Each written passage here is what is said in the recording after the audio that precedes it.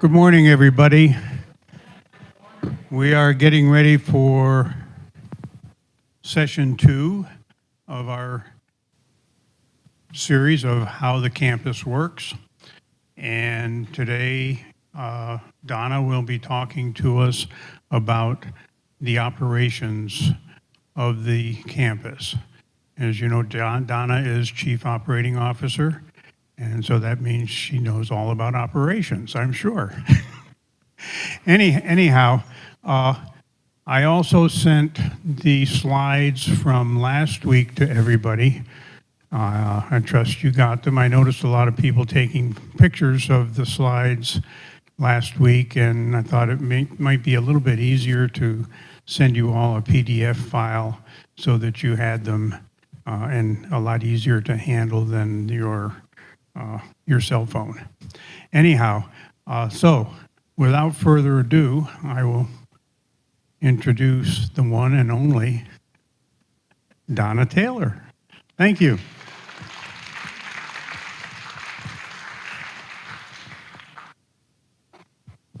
All right. Well, good morning. Everybody, can you hear me back there? Good. Okay, because we did a little microphone adjusting to try to keep us from interfering with the Bible study right behind us. So I told Chuck he had to give me a beautiful flowery introduction, so that was it, the one, the only Donna Taylor. As it turns out, there's actually a lot of Donna Taylors in the world, but I am the one and only one that is here today.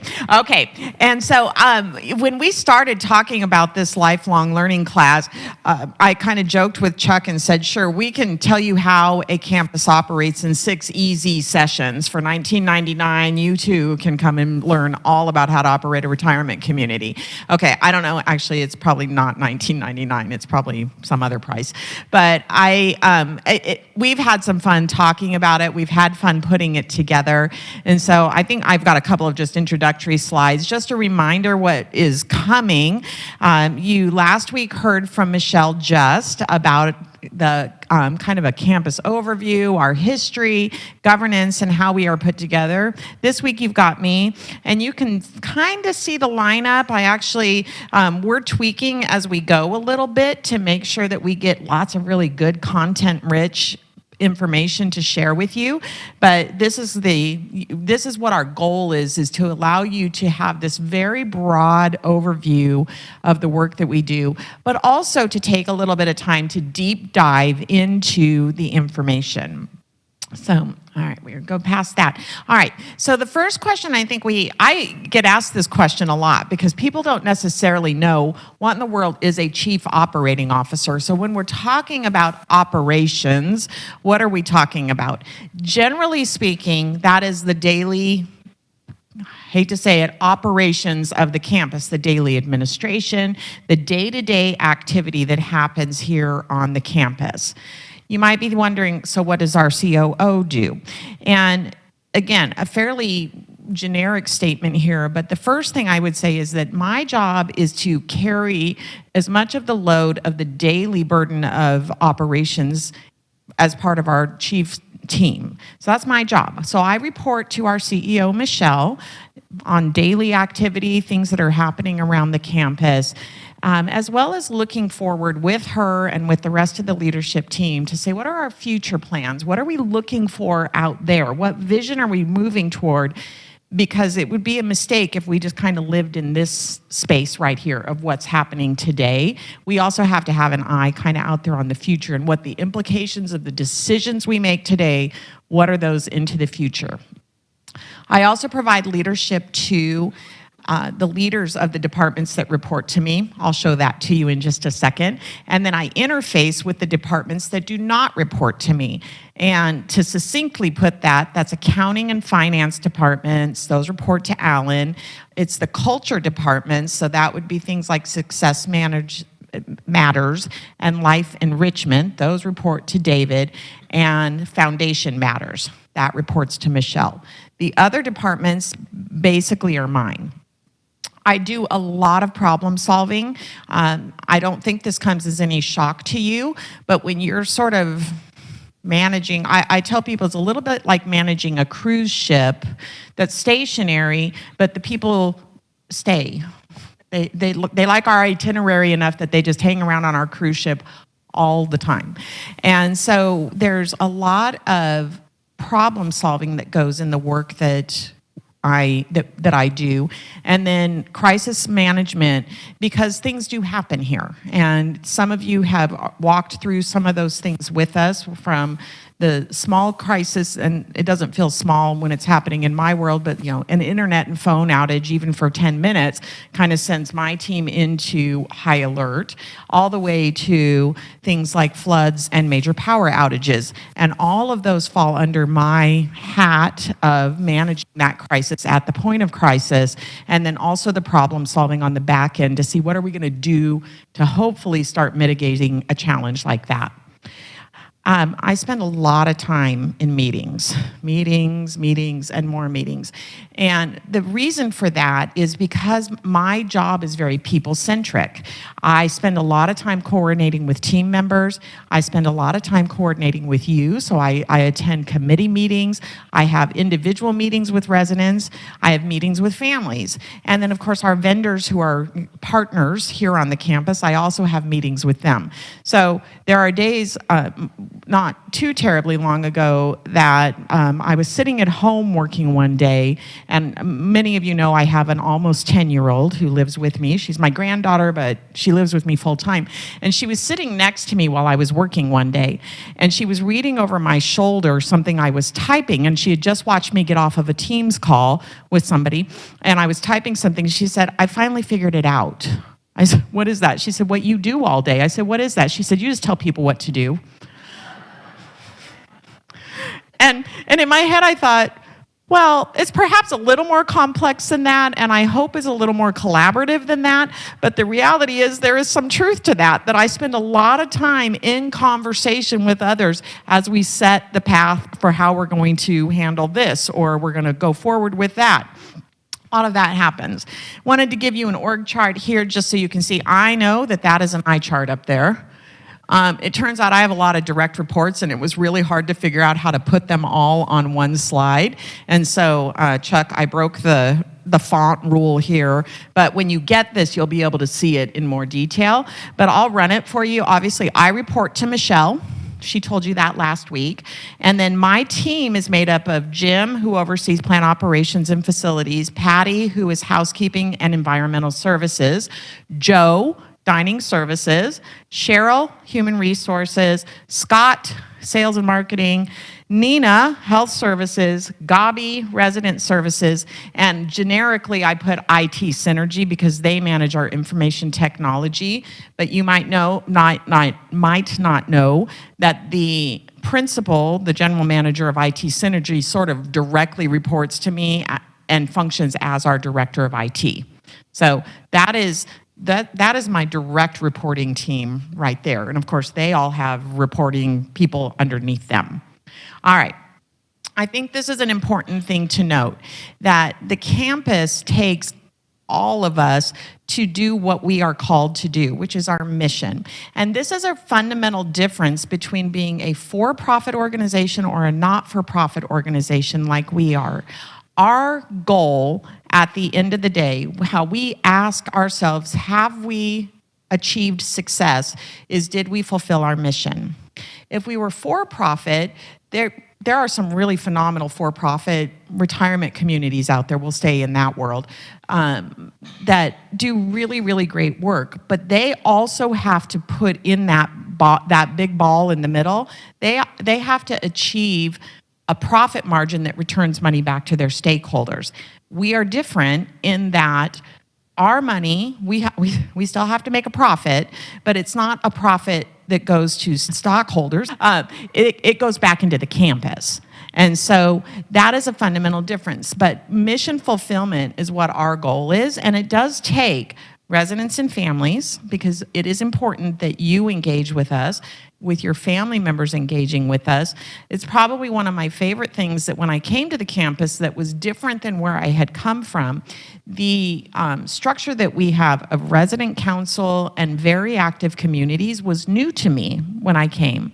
And I didn't know what to make of it until I sat in on a few of those committees. And I truly do love this structure because it is important that you have a voice, an advisory voice into the work that we do here. So it takes you speaking out loud to us, telling us what your concerns are, giving us constructive feedback, helping us problem solve. Certainly our team members are invested here. The folks that have come here to align the work that they do here to their life's purpose. Those are my favorite team members because they have figured out that the work that happens on the campus also feeds their soul. And you know those folks, right? You know those team members, and you can look in their eyes and understand that from all of the various components across our campus, that those who have said, I invest here because this is my life's work, you know them. And then our board of directors, we had a board meeting last night. Melissa, sitting way in the back, has now joined our board and as the president of the resident council. And it is always encouraging to me to hear the level of investment that our board makes into helping us stay on track toward mission fulfillment. All right, I thought that this might be fun to dive into some numbers because I think to understand the complexity of the organization, it's hard to figure out what are the things that tell you how this thing works, but I think the numbers are important. Most of you probably know at least some of these numbers, but let's just run them real quick. In our plaza buildings, Plaza North and South, 261 homes. So this is apartments. Central Park has 188. We have 45 patio homes. Plaza View is licensed for 92 people to live in that building. Piper Residence is licensed for 29 people to live there. And then the healthcare center is licensed for 72. Then by the number of residents, so different than the number of homes, this is the actual number of people who live on the campus. Plaza South and North, 234. Central Park, we have 196. And remember, we have 188 apartments, so that tells me we have several places where couples live or two people live in that home. Patio homes, 61. And Plaza View right now has about 88 people living there. Piper has 24, and the healthcare center has 67 or 68 today. All right, staff. How are we all broken up? This number I do know, I believe it's 389. I had to do that to make sure I counted for everybody. So in our administration, human resources, accounting, finance, all of kind of the back office folk, there's 15 of us. Our marketing department is made up of 8 people. Health services is a big department. It includes our health center. It includes Beatitudes at Home, Plaza View, and the administrative team that oversees that. That's 143 of the people who work here on campus. Dining services is our next largest department. That's 125 team members. Facilities and maintenance is 39. Housekeeping and EVS, 30. Resident support services, this includes, I kind of rolled this up with lots of things. That's Gabi's team, Success Matters. I can't remember who else I stuck in there. I'm missing somebody in resident support services. I'll figure it out. 17 on that. So 389 team members come to work here on a regular basis. I thought you might enjoy seeing a little data insight into our team. So I thought this was interesting because this is by the generation of our team members. So right there in the tiny yellow is 0.8% of our team members are pre-baby boomers, 1900 to 1944. I'm guessing that's one person, maybe two. Unless some of you are working for us, but I don't think so. So, okay, so baby boomers, those who were born 1945 to 1964 make up 15.7% of our team. Generation X, I'm that, 1965 to 1980 is almost 30% of the team. Millennials, 1981 to 1994, they get a bad rap, but I'm very grateful for them because they make up almost 26% of our team. And bringing up the kind of tail end is Gen Z, 1995 to 2010 is 28%. Give you a sense of who's working here. All right. Then I thought, last night during our board meeting, we had just a good reminder conversation about one of the fundamental things that's important here at the campuses are diversity, equity, inclusion, and belonging. That sense of we recognize and value that we all come from different walks of life. And certainly the age category speaks to that, but also this ethnicity speaks to that as well. And so I thought you might be interested to see that just over 30% of our team identifies as Hispanic being their primary ethnicity. 29.8%, so almost 30%, Caucasian or white. 23.7% Black. Asian is 5.7%. Then two or more races is 5.4%, and then others who either checked other or they didn't identify anything for us is just roughly 5%. So kind of an interesting little smattering. And so the important thing to note about that is between the generations and the differences in kind of our ethnic backgrounds, it brings this beautiful diversity. It also brings with it challenges, right? People come with all kinds of things that we have to figure out, how do we value those things that they come with. And we have already done some interesting things recently to pivot to value those things even more. For example, you may not know, or you may, that we just recently changed our holiday policy for our team members. And the reason we did that was this right here, because not everybody recognizes one holiday being as important as the next person. So we said, you know what, we want to honor that amongst our team members, and we're going to give them free rein, so to speak, to pick the holidays that are important to them. Here's a bucket of holidays. You decide how you want to spend it. And so if Christmas Day is not that big of a deal to your family, but Christmas Eve is, we can pivot to work with that.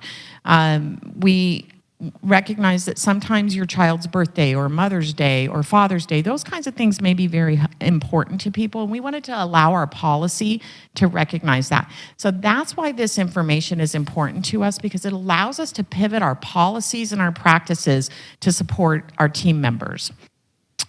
Average tenure, we certainly run the gamut. We've got people who have worked for us up to 30 years, but 4.2 years is our average.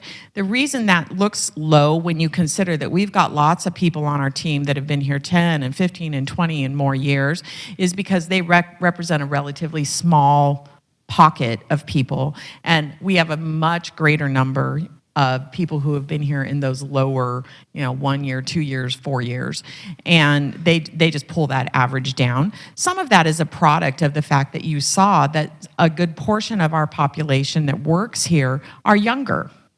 And so that they haven't had as much time in life to work for us yet. And so that 4.2 is what our average tenure. Our retention rate is 21.8%. So that number is calculated a little bit strange, but if we looked across our population of our team members and we said, from this point at the beginning of the year to this point at the end of the year, how many people did we retain? 21.8 is sort of a pure numerical number. If we were to actually go and look at people, that Donna was here at the beginning of the year and she was here at the end of the year, that number would change, but it literally just takes how many people did you lose, how many people are still here, and it does a little division. So that number's a little bit wonky because certainly more than a fifth of our staff is here at the beginning of the year and the end of the year. But that gives you a little bit how the data calculates. All right, I thought this was fun. This is Cynthia. This is where I had to go do a little learning because I had to go look some things up. And so I thought you might be interested to understand the vastness of this property that we have to manage.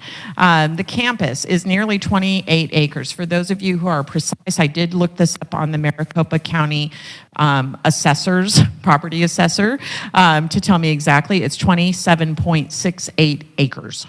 Here on campus. The number of buildings, if I just go count rooftops, 24. And some of them are newer and some of them are not quite so new. The parcel size, north to south, those of you who walk from the patio homes all the way to the front of the property already know this because you told me. It's almost a quarter of a mile, 1,236.5 feet. According to the parcel measurer. East to west, this was a little tricky because our property isn't just perfectly square. Would have been easier for me if it was, but it wasn't. So estimate that at just under 1,600 feet, or just south of a third of a mile. So if you walk this way and that way, you've gotten a pretty good exercise in for the day, right? And I feel like, Robert, you calculated what it was like if you walked something. How long was it? Do you remember? Okay, quarter mile and half mile. And so if you want to know how to get all of your steps in, Robert's your guy. All right, and our total lot size, I thought this was kind of fun, 1,205,941 square feet. So what does that all say to us? This is a lot of property to maintain. It's a lot. And it's a densely built out property, which means there's a lot of mechanical things that have to be cared for. Like I said, 24 rooftops, but guess what? They're really big rooftops. And so there's work that has to happen there. There's a lot of stuff underground. There's a lot of stuff in the walls. And so this is a complex property to just oversee and manage. That's why when I first got here, we didn't have anybody boots on the ground doing plant operations. And I said to Michelle, this has got to be a high priority for us to get the right kind of people. And Jim Rance, this is what he loves. And you'll get to hear from him later in our series, but he loves all this stuff right here. I kind of do too, but I don't love it the same way he does. Okay, so one of the things that Chuck asked me to talk about was sort of not specifically about our budget, although I can tell you a little about the numbers. We did that in a town hall back in October, I believe. And so I didn't go into the specifics of our budget, but what I did do was give you some overview of how do we arrive at our budget, because this is a big part of what I do. Alan manages sort of the numbers, putting the financial pieces together, all of the numbers and making sure the columns total and all of those good things. My job, though, is to do the buckets in the budget. And so we start with revenue.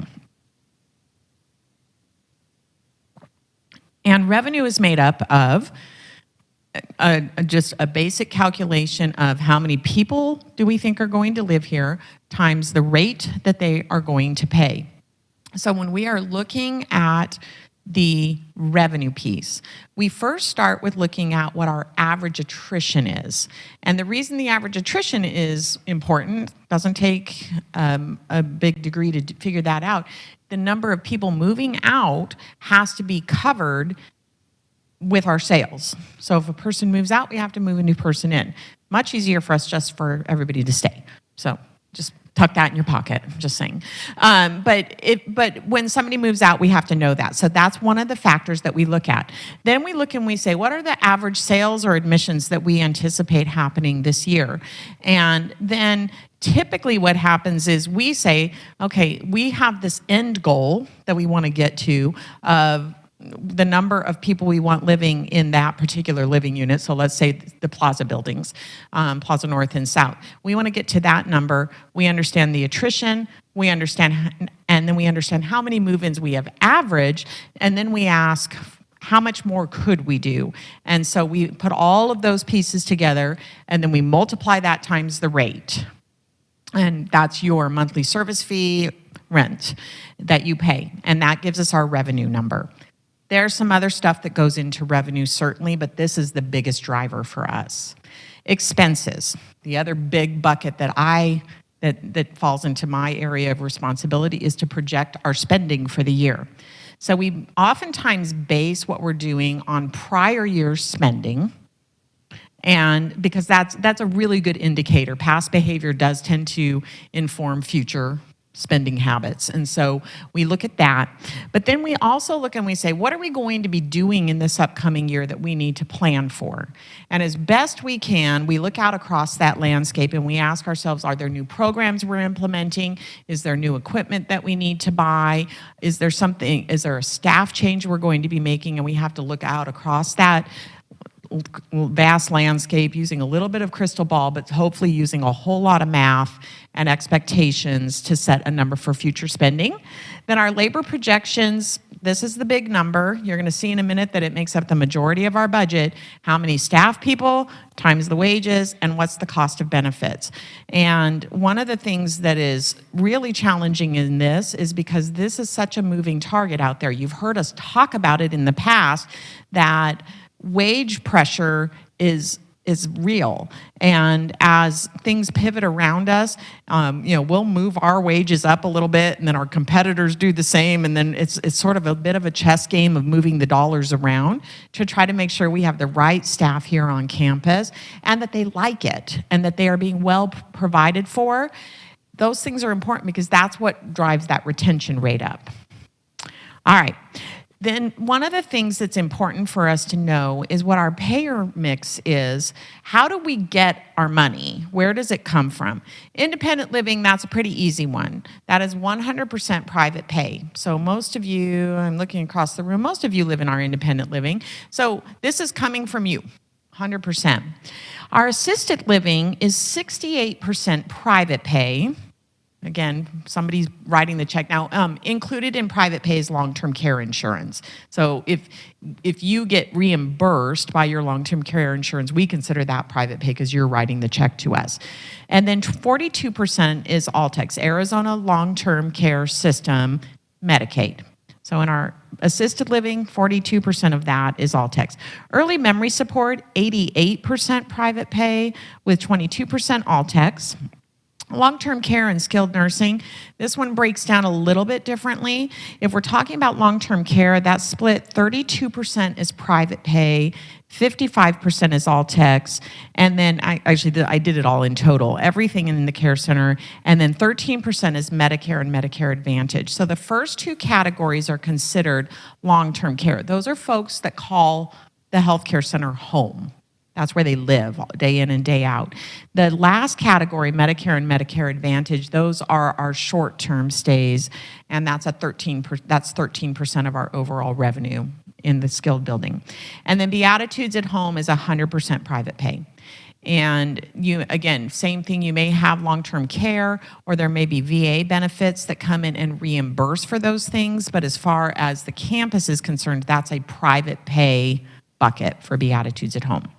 All right, on our big ticket items, our expenses, I thought that you might want to know this too. Where does most of the money go that we spend? 45% is labor, and that's kind of a big rolled up. This number's not going to add up, Martha, so don't check me.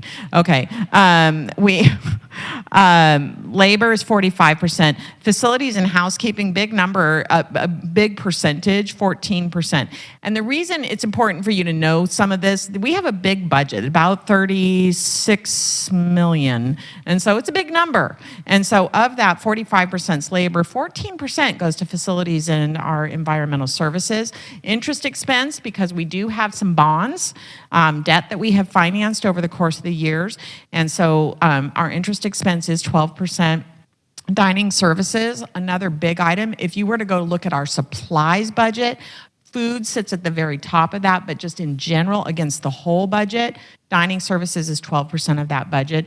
And then utilities, it costs a lot of money to operate a campus this size, 5%.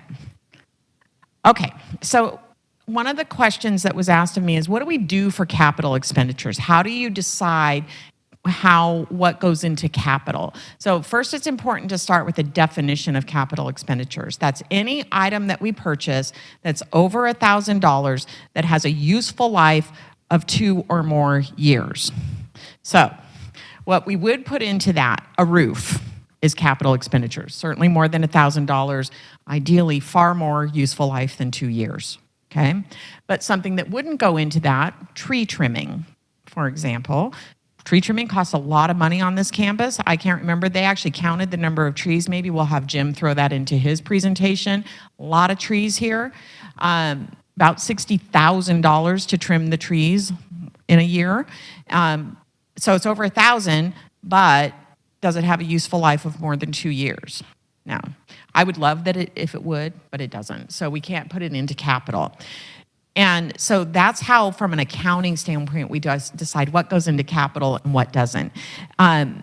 Deciding where we want to spend the money is a big push, and it's not something that we enter into lightly. In fact, I think back in October we told you we were working on how are we going to spend, where are we going to do the spend this year. We actually haven't finalized that process because it takes a long time to get the quotes, because we can't just do, we call them swag numbers. We can't just swag our numbers when we're lining out our capital expenditure budget. So priority-wise, here's what we look at. We ask ourselves life safety.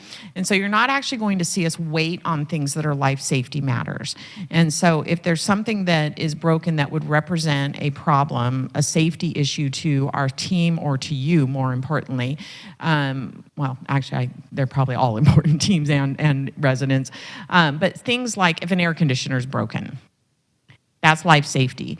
That we don't sit and go, well, can we do it? Does it fit into our plan? We don't sit around and do that. We have to fix things like air conditioners, fire alarms or fire systems, electrical systems. Those kinds of things fall into life safety.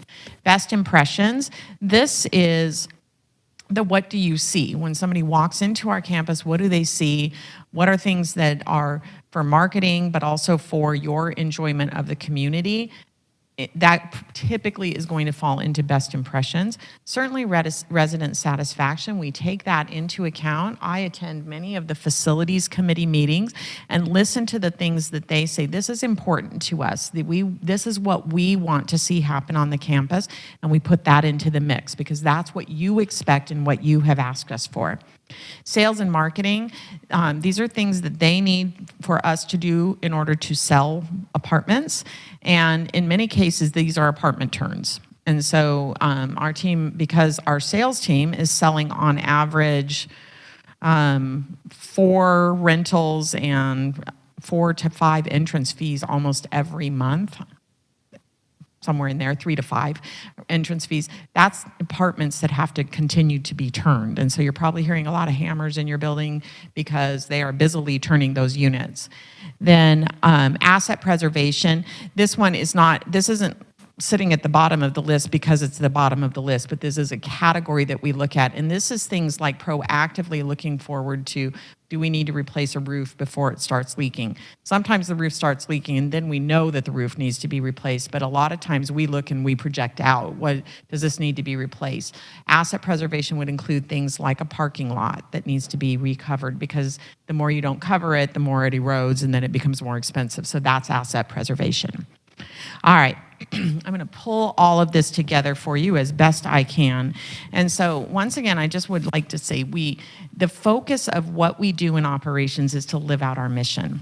And so I tried to put things around here that this is sort of a balancing act that we have to have. And I often tell people the reason that I love being in operations is because I get to balance those things of people, because I love my people. I love our residents. I love our team members. And I just love being with people. If you asked me what was the hardest season of your career, it would have been COVID, but maybe not for the reason that you thought. It was because I couldn't be in fellowship and in working kind of face-to-face, eyeball to eyeball with my team members and with residents.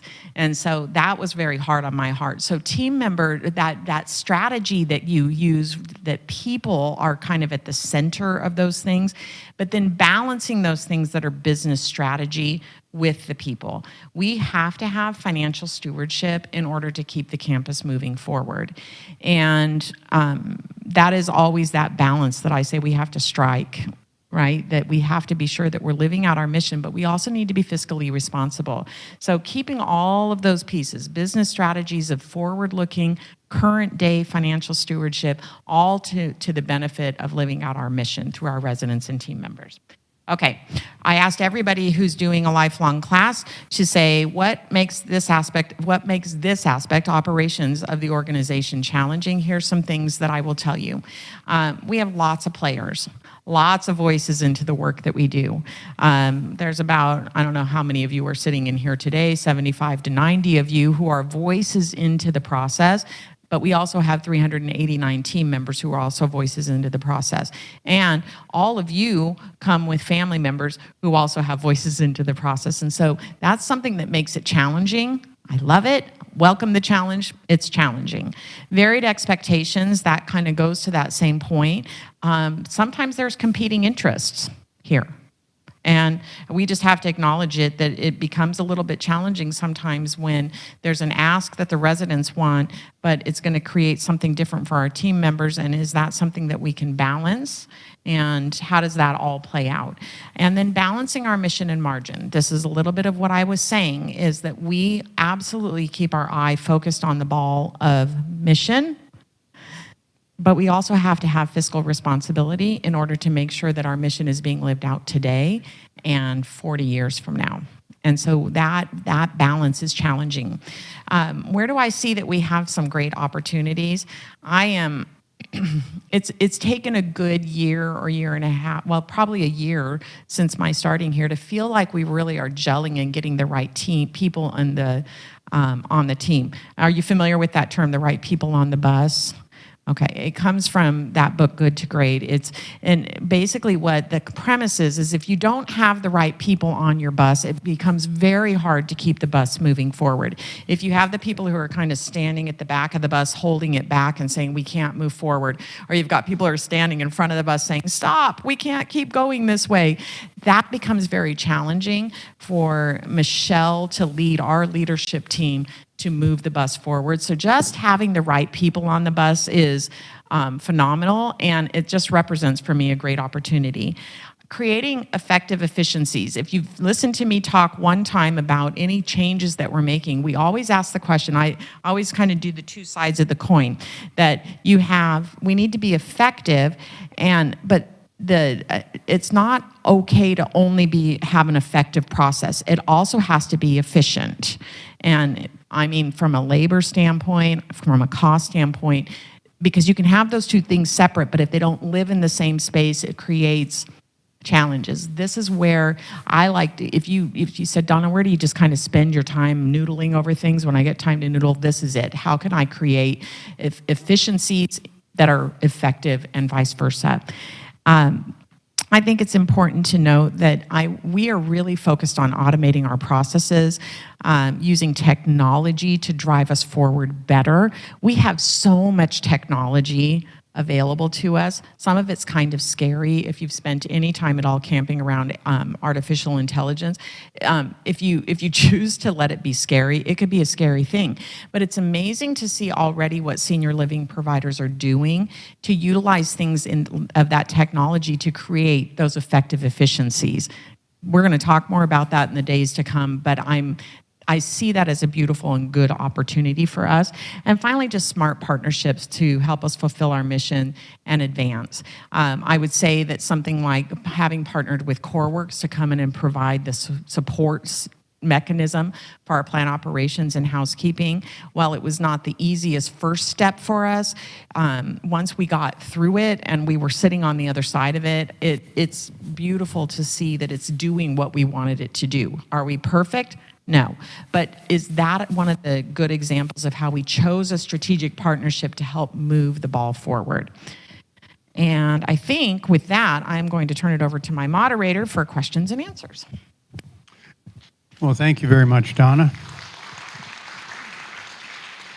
We will be taking questions. Remember, we don't want any individual complaints. We want questions to pertain to the entire campus as well. There will be 4 of us with microphones. Phil is in the back. Phil, maybe come on up. Phil? Or Nancy, come on. Nancy, come on up to the front.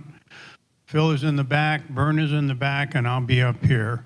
So, Nancy, go to Doug right over here first, and then I'll go to Cynthia.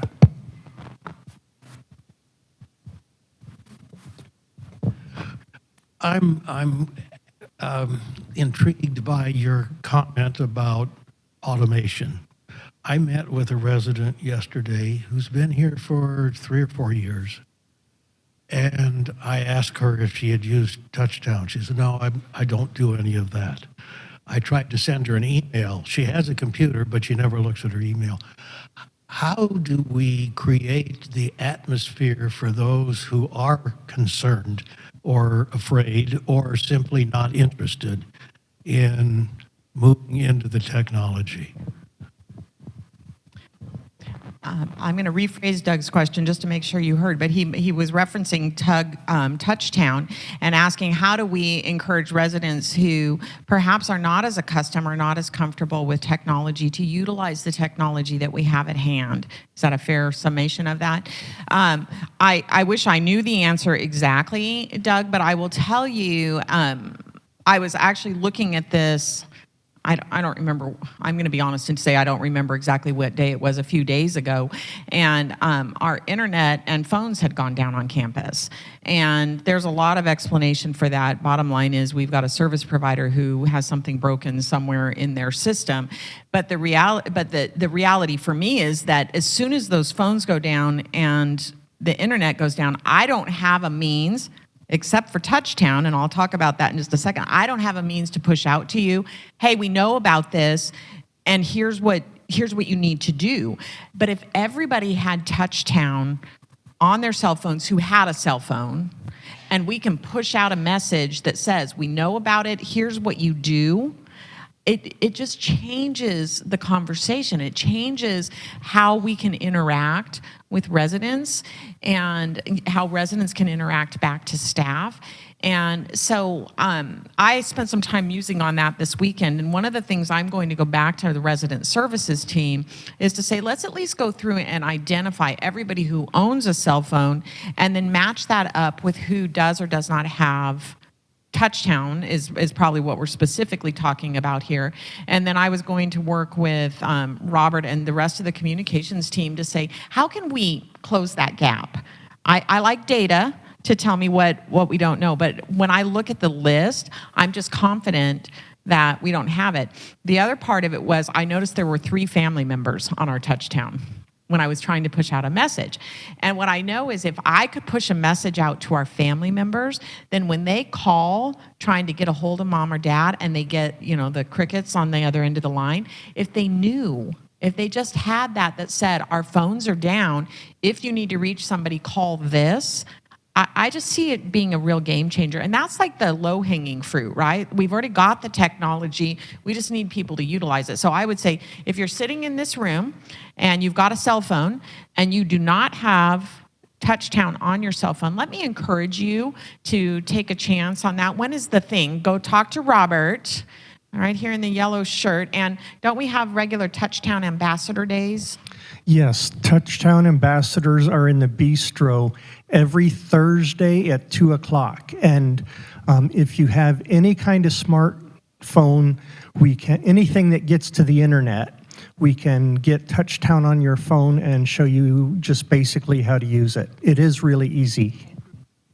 Oh, and Groovy Tech is here Monday, Wednesday, and Friday. Okay.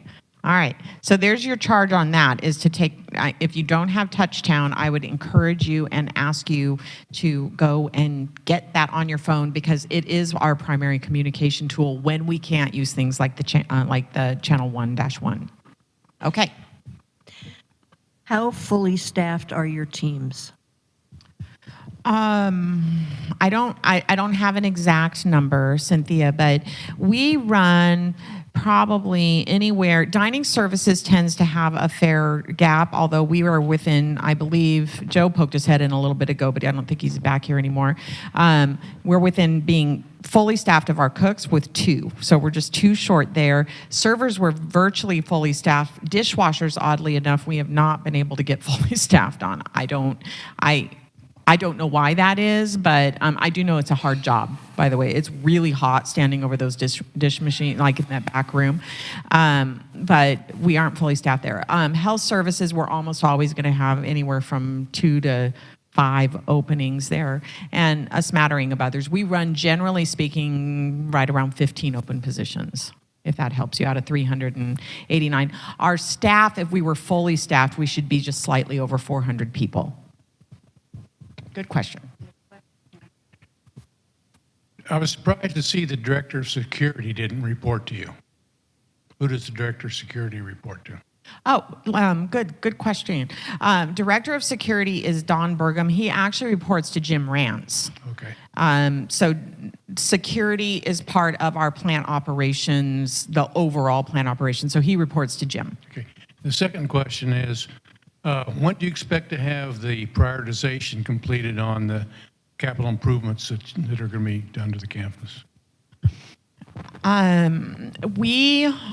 Alan and I are finishing up that number now, and we have a process. So I believe that's going to be in February. We'll take it to our, we call it the chiefs. That's Michelle, David, Donna, Alan. We'll do that in February, and then we should be prepared to be able to talk about it to the facilities committee not too long after that. I'm looking at Michelle to ask, do we do facilities committee? No. Do we do the finance committee of the board first, and then we do? I'm sorry, Michelle is sitting at the back of the room, so she can tell me governance. I was trying to hide. I'm kidding. Sorry. Yes, we do take it to finance. Finance committee approves it, and then we take it to the full board. So it will go to the full board in March, but they have approved the dollar amount that we will spend. We just have to prioritize. Okay. So better answer is March, Bob. Okay. And we have been doing the capital improvements that have had to be done. And there are some projects that were, let's call it pre-approved projects that have been in the mix. And Jim has been busily gathering quotes for lots and lots and lots of things. So that it'll go to our team, then to the finance committee and the full board, and then to the and to the facilities committee. Good question. What else? Phil's coming to you, Gail. In some ways, I hate to bring this up, but I count on you to do that, you know. my concern is we spent a lot of money. We worked hard to getting the issue resolved in regards to the pigeons. And a lot of money was spent on correcting that problem. You know that my favorite topic is pigeons, right, to talk about. So let me simply answer it that the system that we test drove, we actually did that on a very small basis. And so it's really only on, I'm even going to have to read it, Central Park North and South is the only place that has that pigeon flyaway system. Well, it was actually North and South that were having the primary, in that courtyard and all over the place was where the pigeons were mostly congregating. And we knew that they were going to migrate because that's what they do, is they find the next place that they can land. We knew that was going to be the case, but we were unwilling to just go make this huge investment into that system until we saw that it was doing what we needed to do. Where the system exists, the birds do not hang out. But the birds are very smart, weirdly enough, and they learn where theirs are. We can debate the merits of the system later, Gail. The bottom line is we are aware of that. We live in the middle of a metropolitan city. And so pigeons are going to be a fact of life. Our goal is to mitigate that as best we can, but we have to do it humanely and appropriately. And thinking back to my capital improvement piece, we have to do it in a way that preserves our assets. And so if they're creating a problem, say, if they are making a huge mess on the top of a building and it's becoming problematic to the roof, for example, that would be somewhere where we'd go and say, we got to do something different, and we have. So there's all these different strategies that perhaps you don't see, but they exist. There's netting on stairwells, there's these optical disc things, and there's a whole broad mitigation strategy. And so I don't have a good simple answer because it turns out pigeons are a really complex problem. They just are, and they're an expensive problem. I think there was a number like one of the Banner hospitals spends over $20,000 a month mitigating their pigeons. And I don't want to spend that's just no fun at all because they're just not that cute. So anyway, I appreciate the feedback. I was wondering whether there is a written plan for the things that need to be regularly maintained, inspected, and proactively, before they break down, repaired. the simple answer to that, Debbie, is yes. Certainly, preventative maintenance is a huge part of the work that we do. I'm going to get back up front so you're not talking to your bags. Yes, of course, we do. It's possible. You know, the biggest challenge is that until it breaks, you don't realize that we actually are doing lots of preventative maintenance until it breaks, and then you say, well, why weren't you preventatively maintaining that? In the particular case that you mentioned, the phones and computer system, I'll tell you that's actually probably one of the most often preventively maintained systems to the extent that we have control of it. The problem is I don't control what our provider, you won't know the name, it's Zayo, Allstream is the name of the provider, but it's the Cox or the Verizon or whatever of internet connectivity. And the problem is I don't control what they're doing. And but here on the campus, these things that are taking the system down are not campus preventative maintenance matters. This is our provider. And so, unfortunately, it's contract negotiations, right? We have to basically say, we don't believe that you are providing what you promised us you would provide. And so we just had a very stern conversation with them on Monday and are continuing to chase them on them providing what they promised to provide. We actually are working on getting a backup plan in place because we're not sure that we're not going to have to pursue some contract cures, which is, I've got lawyers in the room, so I don't need to have to tell you what that means. But the bottom line is we've got to fix it because it's frustrating for you. It's frustrating for us. It's incredibly inefficient for our staff when they lose internet. We are so dependent on our connections these days, right? And so it's important to us. And we've really said it's a life safety issue, it's a quality of life issue, and they have to fix it. But in general, yes, we, on the IT side of things, we have a preventative maintenance process. On the plant operations side, we have preventative maintenance. But some of these buildings are 60 years old. Preventative maintenance is hard. It's just hard, and it's expensive. And it's anybody's best guess what's going to break next. And so we do our best to run ahead of it. We're not perfect, but we do. But our team does a good job, right? They do a good job because, again, you don't know about it until it breaks. Because there's nobody who goes, wow, I'm so happy the lights stayed on here today. I don't, anyway. After October of last year or 2 years ago, I actually am really glad when the lights stay on because anybody who lived here back in October of 22 knows that we had a major power outage. I had been here all of 3 months. 3 months. And so I am actually really grateful when the lights are on. Okay, what else? Who else? Back row, Jerry. Yeah, I was going to update on all that, but I guess you've done an update on the IT thing. And a little sidebar, there might be people here who have cell phones, but they're not smartphones. They could be flip phones, and so they can't get on Touchdown, just a little aside. But my question is, and I really appreciate, because you have been baptized by fire many times since you came here, but I have a question as an update of what is being done, or in the future, how soon into the future will be done, with painting the buildings in front so that we have better curb appeal and more people will want to come here. Because I hear that from people I have brought here, that things don't look good. And that's that first impression. Yes, so we actually are getting quotes for it. It costs somewhere to the tune, okay, I gotta walk back up.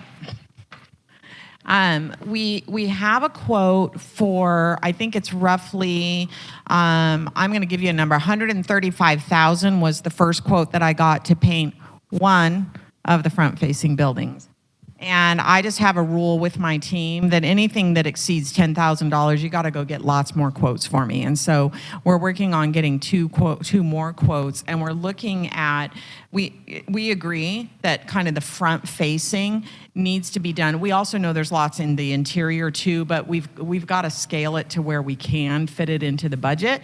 And so these front facing buildings are the first step. So stay tuned. I don't have a date for you yet, but Jim is actively pursuing additional quotes for that.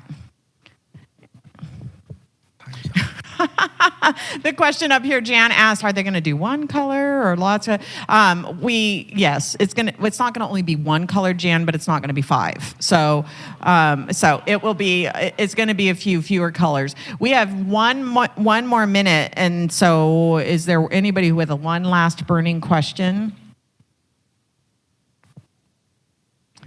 Hearing none, I'll turn it over to you, Chuck. Okay, thank you very much, everybody, for coming. We still had pretty good attendance today. We had like 75 people here out of our 90, and we had last week we had 81 people here. So anyhow, that's it. Thanks a lot, and I'll send out that stuff later today or tomorrow. And I will send you another reminder announcement on Monday next week. So take care, everybody. Have a great rest of the day.